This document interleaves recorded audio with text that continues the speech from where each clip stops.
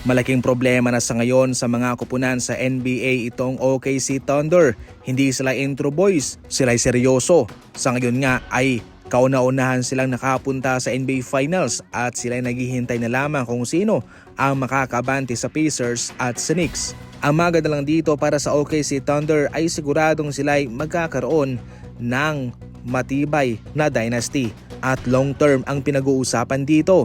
Si Shai Gilgeous-Alexander, si Williams kasama si Chet Holmgren ay ang babata pa at maliliit lamang yung mga kontrata ng kasama ni Shai. Ibig sabihin nito ay siguradong matagal pa, marami pang season ang kanilang pagsasamahan. Kahit ang mga batang players lang sila at walang masyadong veterano sa kanilang kupunan, pero kanilang pinataob ang mga top team ngayon. Kaya sa ngayon pa lang mga idol, hindi pa ito yung katapusan para sa kanila, kung saan nagsisimula pa lamang itong OKC Thunder na magiging malaking problema sa NBA sa mga susunod pa na mga taon.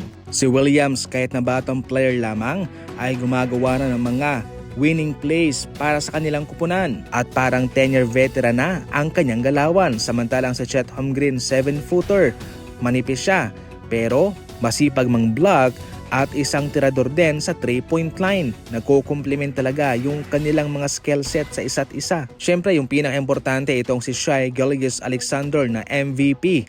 Magaling talaga, alisto. Sabi nga nila, free throw merchant. Magiging interesting to mga idol para sa OKC Thunder at siguradong marami namang mga kupunan ang susubukan na sila'y patumbahin.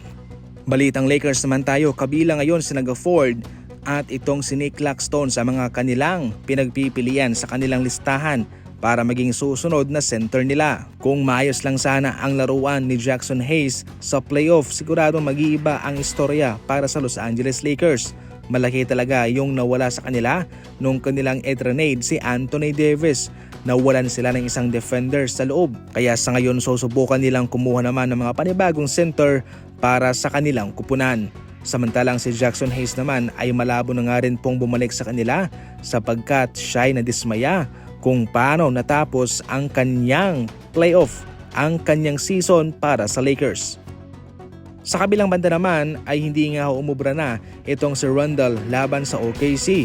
Naging consistent siya sa unang dalawang series laban sa Lakers at sa Golden State Warriors. Malaki ang kanyang inaambag at siya yung mabigat na kalaban sa kanilang mga katunggali dahil sa kanyang malaking numerong na ibibigay at sa kanyang depensang ipinapamalas sa kanilang mga kalaban. Subalit ngayon laban sa batang OKC ay tumiklop itong si Randle at hindi na nakapalagpa. Gayunpaman kahit na pumalpak man ang kanilang NBA season ay naging matagumpay pa rin naman sila sapagkat sila ay nakaabot muli sa conference finals.